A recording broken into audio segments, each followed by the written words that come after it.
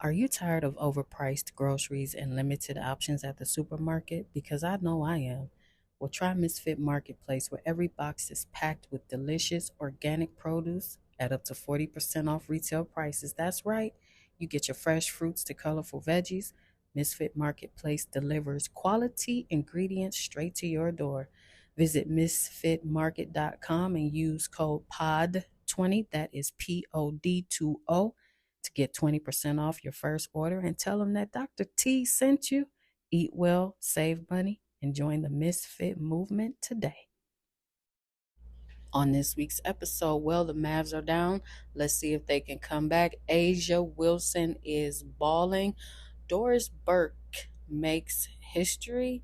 And Jefferson has got some people in awe over his contract. That's not all. So does Trevor Lawrence. Oh, yeah, we are going to talk about it all on this episode of A Win is a Win. Let's go.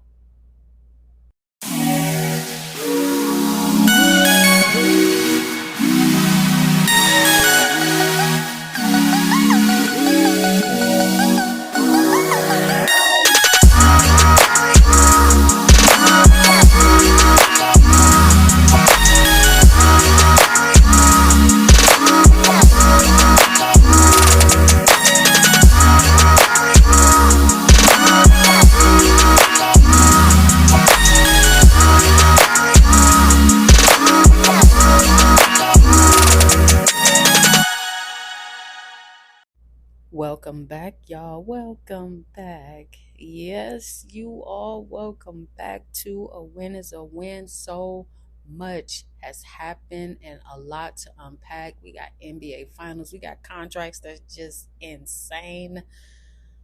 We got a lot to talk about. But before we jump into everything, do not forget to like, subscribe, and share this podcast. And don't forget to tell someone to tell somebody else to join A Win is a Win. And hey, thank you all for listening. I see you guys are running the numbers up. But go ahead and make sure you hit that like and subscribe button. And listen, I'm not even asking you for anything to do it. That's right. It don't cost you a thing. And while you're at it, go ahead and hit that notification bell on your listening device so that you know when a new episode drops. Justin Jefferson, my Lord, is not only the highest paid wide receiver in NFL history, but the highest paid non QB in NFL history. That's right. Vikings and Jefferson reached an agreement on a 4-year, $140 million contract extension that includes $110 million guaranteed. I personally feel that is well deserved. I don't see any flaws in this, but now, okay, you got to get Chase done. Think about it. You got other wide receivers. You got Tariq Hill. You have a lot of other people that need to get done. CD still hasn't gotten any money from Jerry Jones. So now that the market is reset, the owners of those teams and those organizations are going to have to go back to the table because, yeah, Jefferson picked up the bag on this one. So jump in the chat. Let me know. Did you think this contract was well deserved? Or do you think that these contracts are becoming astronomically high for any unjust reason? I think they're just going with the market.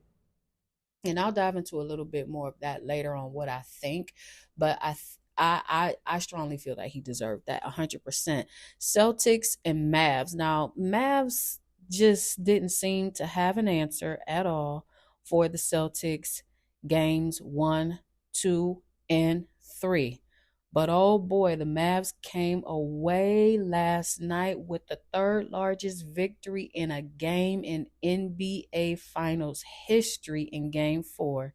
Yep, they defeat the Celtics 122-84 to cut the Celtics series lead to 3-1. Now, Jason Kidd said we had to play our A game. It wasn't time to go on vacation, in other words. And, just by watching the game and seeing how off Kyrie had been, a couple of the nights before. I think he had 12 points at one point, two assists. Um, I think that there's a certain amount of comfortability that happens when how do I want to put this? When you think that you can just relax and not play as hard. And we all have seen Dallas go down, but then come right back up. And where there are opportunities, yes, we all know what's going on with Luca. And I do believe that if you look at his Euro play versus his NBA play, there is a whole lot of likeness between his opportunities. That said, you can't take away the fact that he balls. And that's just that. We call an ace a ace, call a spade a spade. Yes, he's going to dribble the air out of the ball. No, he doesn't play any defense. Yes, he's going to whine and complain and fall all over the floor.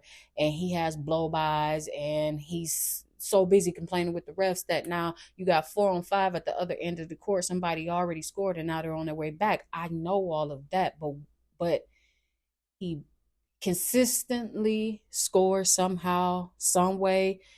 And hopefully, maybe this season he'll take the time to get more in shape and realize that he needs to tweak some things. But that does not take away the fact that Kyrie and Luca simply went out and balled. I mean, he put up 25 points alone in the first half, and then Lively got his first three ever.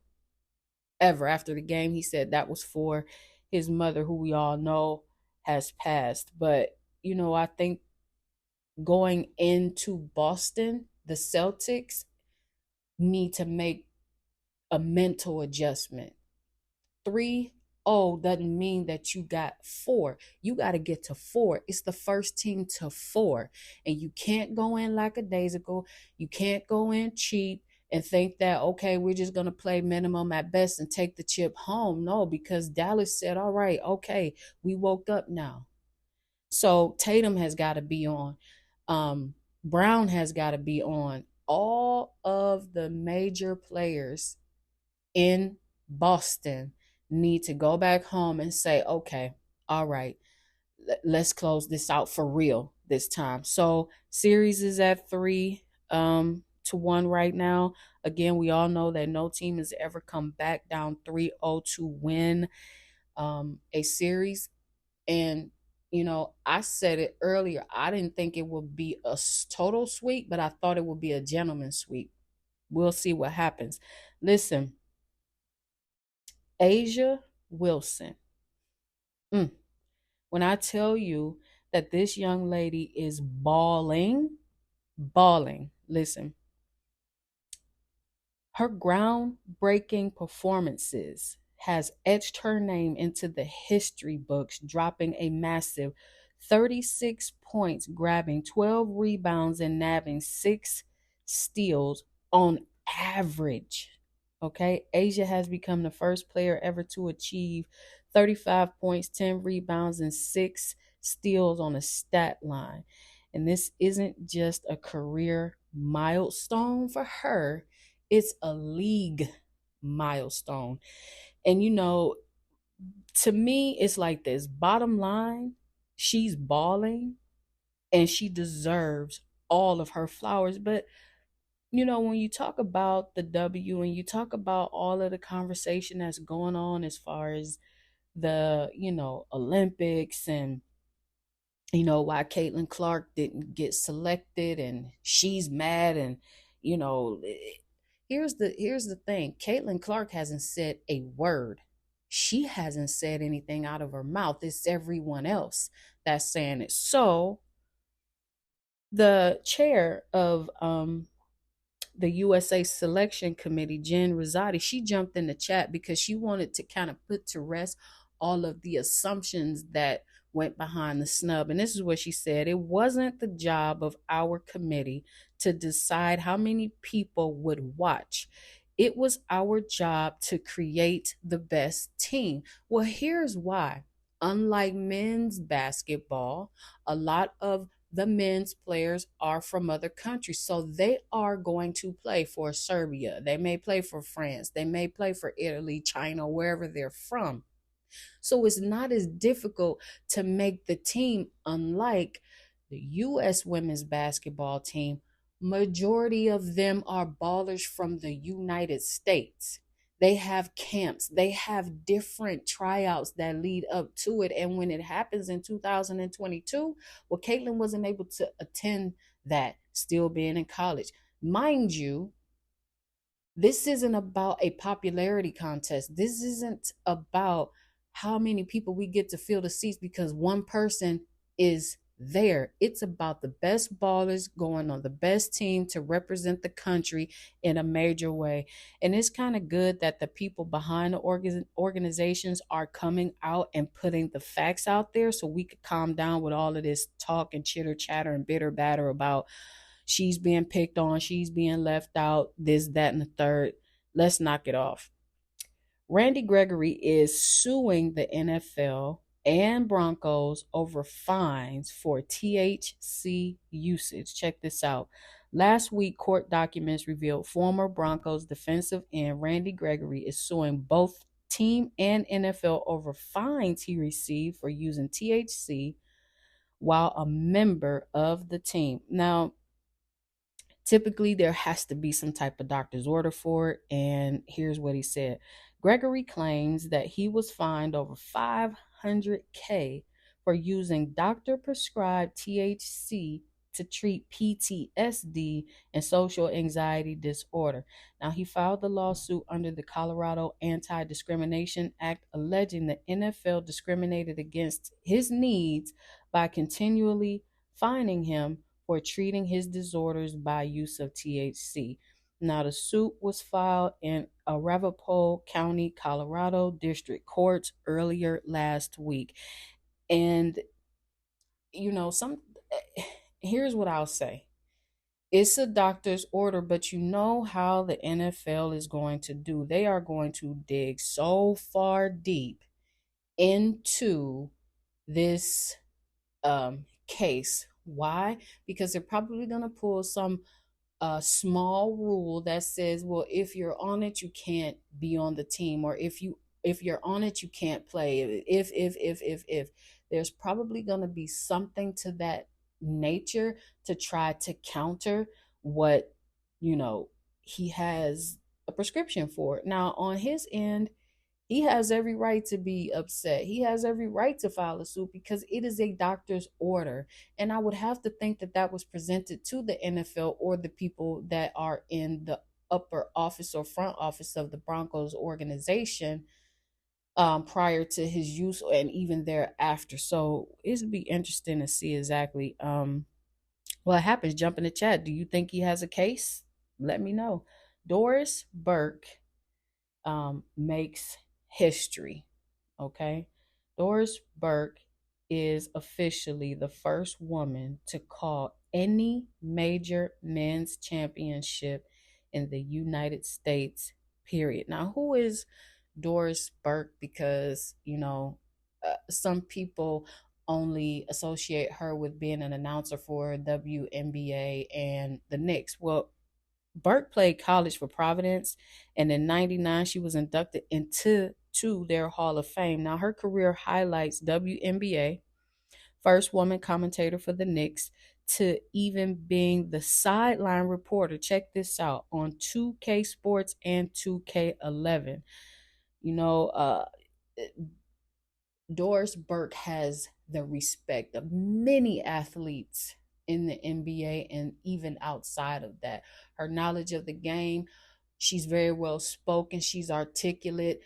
When she's been calling these last few NBA Finals games, you actually get some type of joy of hearing her calling a men's game when that just has never been possible. It's never been a thing. And those are the strides that media is making, and not separating out, men reporters versus women reporters, that assuming we don't know as much. So that's history being made. Burke is definitely a pioneer and open doors for other women in sports reporting and analytics to shine. So give her flowers in a major way. There is nothing else that I feel right now currently that she's um, more proud of. Lonzo Ball jumps on Twitter to defend Angel Reese. Now, Angel Reese last week was ejected for waving off the refs twice. Okay. She got teed up, waved them off, got ejected. All right. She walks off. Lonzo Ball jumps in the chat and he tweets, "Ref threw out Angel Reese is weak, by the way. You know who you are. Keep your money. I got you." Well, what does he mean by that? She was fined $200. What? Yes, $200. This isn't the NBA. And I'm going to get more into detail with this when we come back and talk about, the WNBA salary and break that down. But the $200 fine is what they've deemed to be appropriate for being ejected or a technical foul. Now, I guess Lonzo is saying, well, don't worry about the 200. I got you. And they feel like it was more of how do you call it? Like an emotional ejection rather than it really being warranted. And you know what? In the NBA, you get teed up if you wave off a ref. What can you do? It happens. You get the fine, you get ejected, you go sit down. So I don't think that they were doing it intentionally. I just think that they're following their league's guidelines. And so Lonzo Ball thinks he needs to jump in and save the day and, get her $200. So we're gonna come right back and we're gonna jump into the WNBA and why they are still at $50 million in the hole. So we'll be right back. Join me on DraftKings. Go to Dr. T23 site. That is DRT23 site. Go ahead and click join me on DraftKings and get your $200 bonus bet when you bet $5 instantly on DraftKings Sportsbook money lines, totals, and same game parlays. DraftKings has the action. So the WNBA is expected to lose 50 million this year, despite its rising popularity, obviously, with this last draft. And they have not turned a profit since 1997. Well, here's a lot of the questions that are being asked. How does increased popularity equal money loss? Well, here's the answer. It resulted basically in them losing less than before, and it's a good sign, but you are not going to go from losing 150 million a year to being profitable in a year. This year, you're just not, it's not going to do it. It's a closer profit margin than it used to be. Yes. And some people are saying, okay, well, we got the draft next year. You got Juju coming out. You got Paige coming out.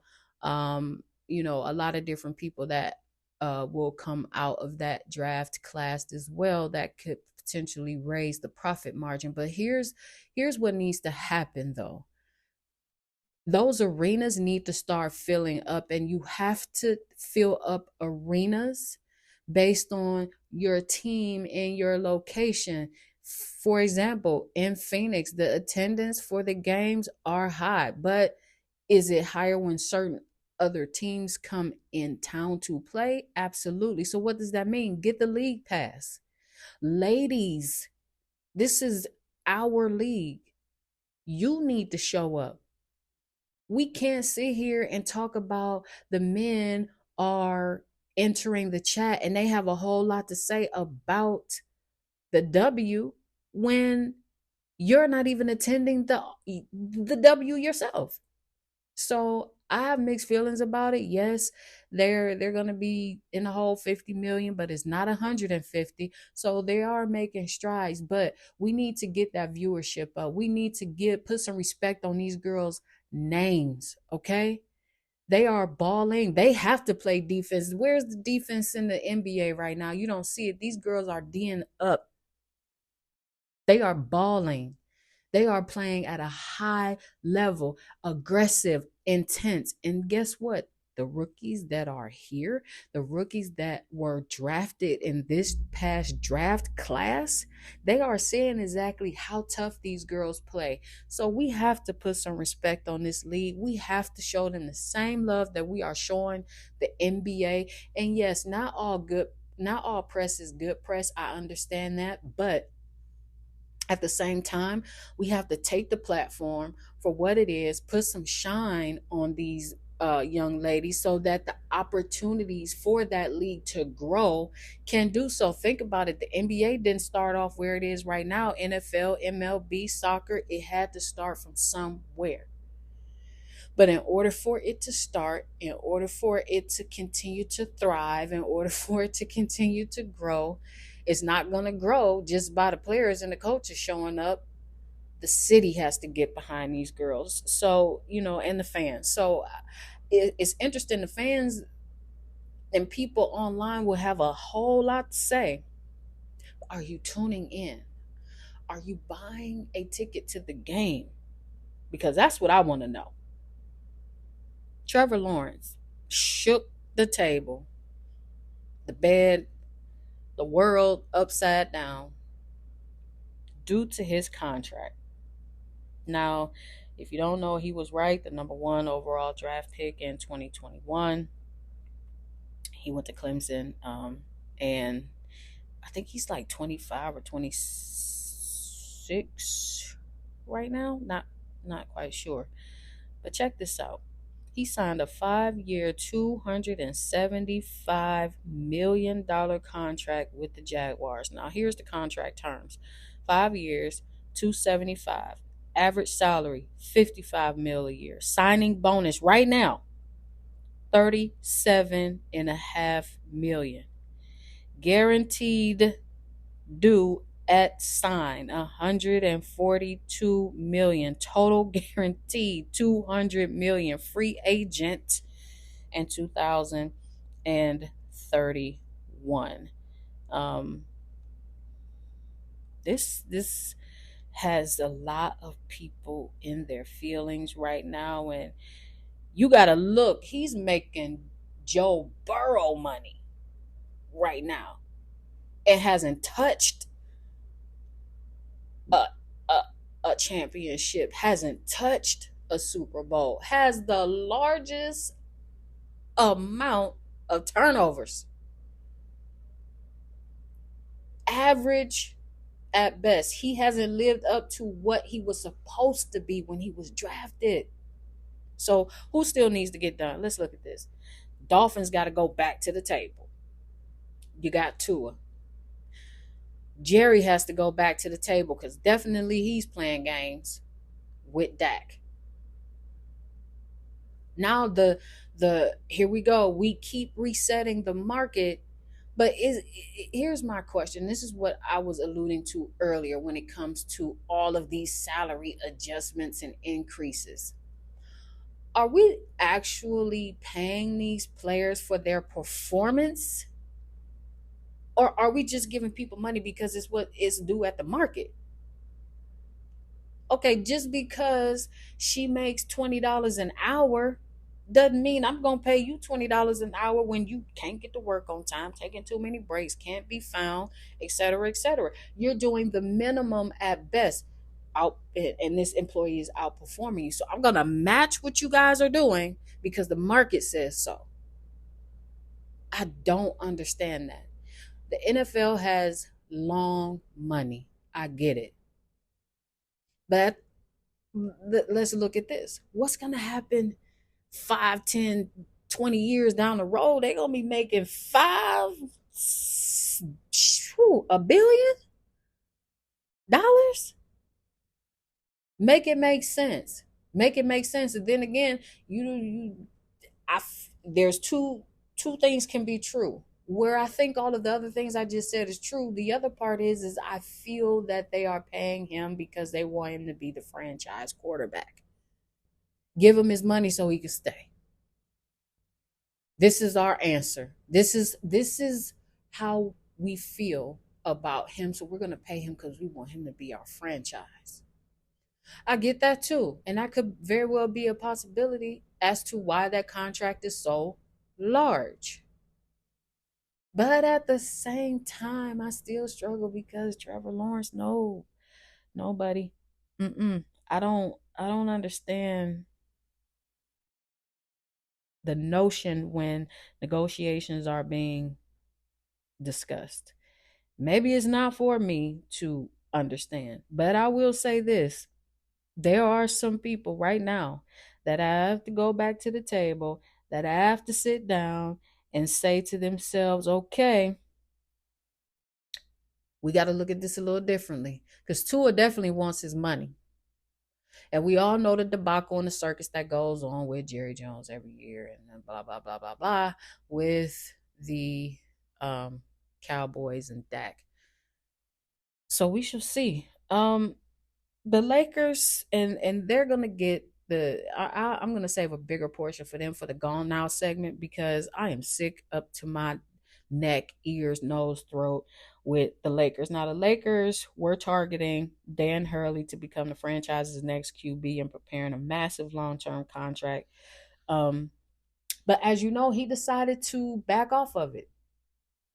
And he was on Colin Cowherd, and he mentioned that he had talked to LeBron. LeBron had said a lot of different things to him to make his um, transition, it should that have happened, welcoming. Um, and that what they offered him 70 million. First of all, how are you going to pay him more money as a college coach coming into the NBA? But you going to pay him more than Steve Kerr, and he got chips. He's a NBA championship winning coach. So you're gonna pay him more than Kerr to come in from this has nothing to do with his accolades at UConn. Yeah, okay, you got chips over there. Cool. You might be getting a third one. Who knows? But does that justify you coming in here making more money than Kerr? No. I think that in the long run, he has a different passion. And that's finishing what he's trying to do at UConn. Or maybe go even further. He's comfortable there. He's always been there. And some people are like, oh well, it's Hollywood is better than Connecticut. This is Connecticut. They are rich. Their taxes are just as high as LA. He's making what 10 million a year, something like that over. Okay, well, whatever. Do your thing. It's everything ain't for everybody.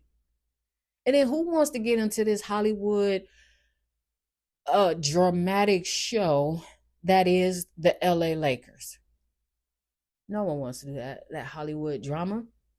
I do think a part of him didn't want to go there. I do think a part of his decision was, no, I'm comfortable where I am. And he entertained it, whether he played them to because some people would do this, and some people are saying this, let me use this as leverage to go back to UConn to get more money. Could have been that too. Who knows? But he definitely turned down the job. So now who are we looking at? Sam Cassell, JJ Redick, and so on and so on and so on. Don't know, but we'll see. Lonzo Mourning has been dealing with quite a few things. Now, the Naismith Basketball Hall of Fame, Alonzo Mourning, underwent surgery to remove his prostate after a diagnosis of stage 3 prostate cancer. Mourning shared with ESPN last week.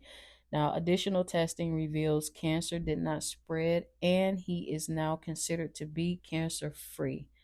Mourning wants to be an advocate for men to get PSA checkups for prostate cancer, which will claim the liver of 1 in 44 men in the United States. There are 3.3 million men living in the U.S. with prostate cancer, and many don't even know they have it. And I was one of those guys. It's a cancer is ugly. Those of you who know me know that I've dealt with cancer. Thank God every day I'm cancer free now. But it is an ugly, hard road, especially if you don't go and get checked up, especially if you don't know what's going on in your body, especially if you don't know the things that you should know, going to get regular visits from your PCP. Sometimes those tests can be uncomfortable, embarrassing, but is 45 seconds of being uncomfortable worth your entire life? So, being an advocate, getting the word out there, helping other people understand exactly, especially men, what can go wrong quickly, very, very quickly with prostate cancer is huge, huge to think outside of yourself. So, if you are one of my listeners and you have not been to the doctor, you have not been checked, you have not gotten a physical, and you don't know where you stand, hear my words. Take the time when you're done listening and make an appointment. Your life is worth more than your fear. Sports writer Neil Payne ranks WNBA top rookies. Let's see what he has here. So he has ranked at number 1 Cameron Brink, 2 Angel Reese, 3 he's got Kate Martin, 4 he's got Rakia Jackson. Julie Van Loo comes in at number 5. Caitlin Clark comes in at number 6, and Aaliyah Edwards comes in at number 7. Now, how did he rank this? He ranked this first year players by consensus wins, which is a blend of 3 metrics estimating win created on a per minute basis. And all right, so again, as the list came out and it caused a whole lot of everything. Why is Caitlin Clark number 6? She was the number 1 draft pick. She should be number 1. Why is Angel Reese before her? And so on and so on and so on. And it after a while, it becomes like, you know how you chew old gum and it becomes stale after a while.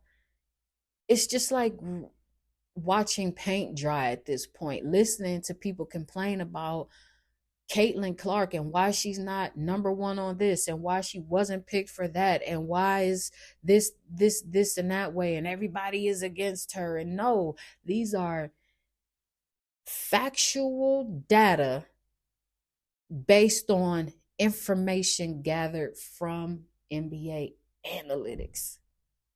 It has nothing to do with a popularity contest. And so a lot of the chitter chatter around these girls, I think that they hear it and they're not saying anything. It's everyone else. His list is his list, and it's accurate. If you go by the data that he pulled it from, it's accurate. Plain and simple. Let these girls ball out. They have a long career to go without all of the bickering and stuff from fans who probably can't even pick up a basketball and shoot it, let alone have everything to say. All right, listen, sports bettors are pissed still about previous games that when it started this final series as far as the over and under. So listen, Jaylen Brown missed 2 free throws, then left the game at the 4-minute mark in game 2. So that put him under the 23 and a half points that he was slated. He ended with 22 points, okay? That's a brutal beat if you had the overs on him or Doncic. Now, they both missed shots prior to checking out the game in the fourth quarter. What happened with Luka? Luka missed the shot, and then he left the game at the 5-minute mark to go under his 31 and a half point total. When I tell you the betting world tried to rip apart every sports book because of what's happening, and then it's rigged. They intentionally let them out of the game, because guess what? Vegas doesn't want to pay out that high amount because they already knew that all of the handle, 82% of the handles were on both of those bets. So if the handles are on both of those bets, how much money do you think they had to pay out if they hit it? I get it. It could be rigged. It could not be. You never know. I think some of us know better. But to be fair and impartial on that, I would it's hard to say, y'all. It's very hard to say, but the betters basically want the heads of the sports books in Vegas and the sports books, FanDuel, BetMGM, whatever you platform that you use.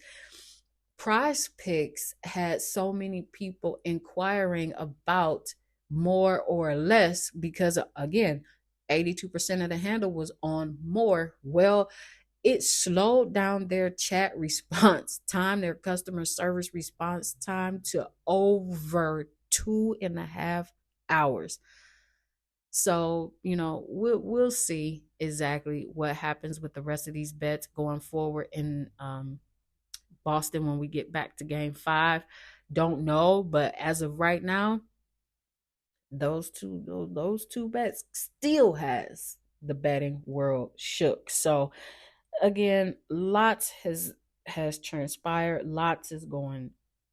It's just everything's happening in the sports world, from WNBA, boxing, over to the NBA finals. It's just a lot happening right now in sports. And I think we're at a good time to see good things happening across the board, especially with the WNBA, especially with the Olympics coming up. And what I'd like to see is just the fans quiet down and let these athletes get after it. Let these athletes ball out in their respective sports. Let them get to it if it's boxing. Let them get to it if it's hockey or whatever it is, baseball.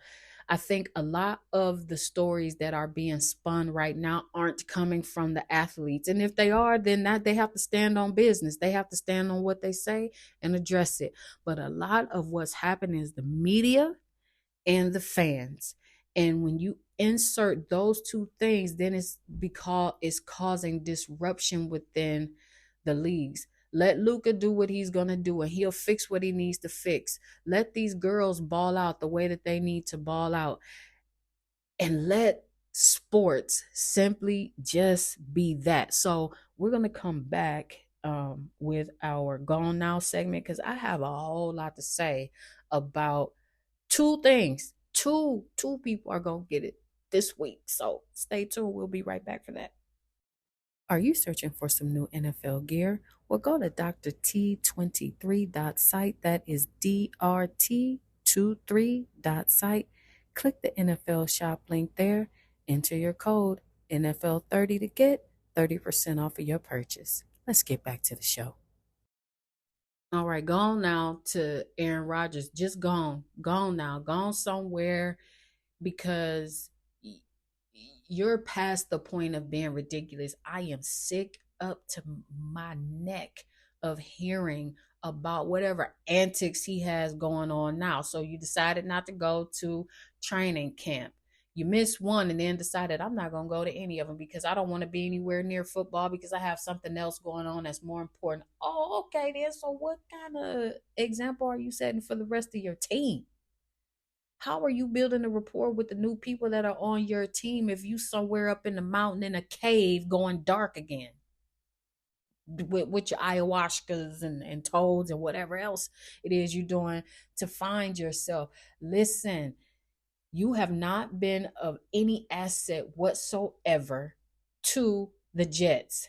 Period. Before you even took a snap, before you quote unquote snapped the fake Achilles tendon rupture debacle, and then you didn't want to sit down for the rest of the season. Every time a camera was in your face, oh look, I could throw a ball. Oh look, I may not, but come on now. All right. Then you wanted to be the vice president or whatever you wanted to do and be on the political party to run with JFK's nephew. It is enough. And now you got your coach up there, Salah, looking crazy because he's trying to uh uh come up with something. Smoke is like smoke and mirrors. Let me just tell the press something because I have to. It's stupid at this point.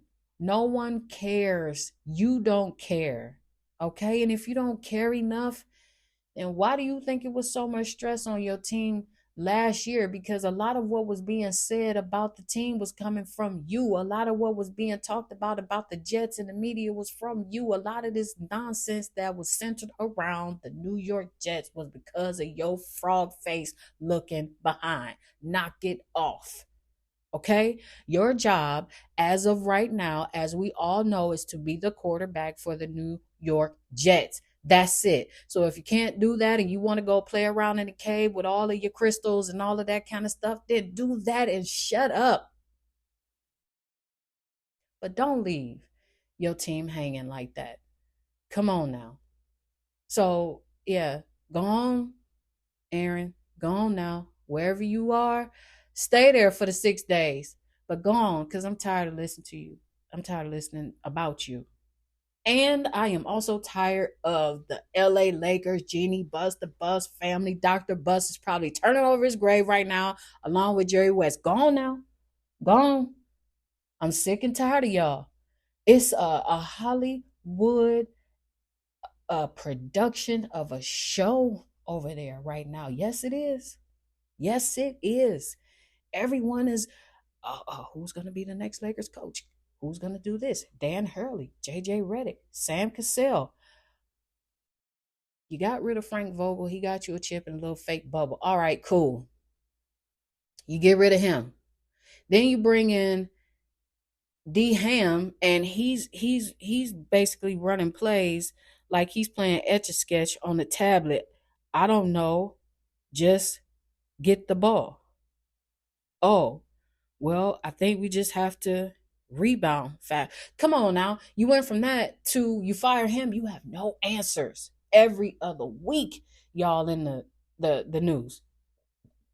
Well, is Bronny coming? Is LeBron staying? Is he not? What coach are we going to interview now? You move off of JJ Redick when that was your forefront guy who's, what did he coach? AAU basketball, high school, or something like that? All right. Okay, because why? He has some basketball knowledge. Okay, you move off of him, you go to Dan Hurley. However that plays out, now that's in the news. That didn't turn into anything. That not that I don't think that it would. But I'll be right back. You haven't like it's like show up to Studio 4. Everyone put on their makeup powder and their acting powder. You're gonna be LeBron. You're gonna be the Bus family. You're gonna be the coach. You're gonna be our potential hirees. And action. It's a Hollywood production. It is sickening. It is tiring. It is exhausting. You guys have no clue of what you're doing. You move off of your coaches too fast, not to even have a chip.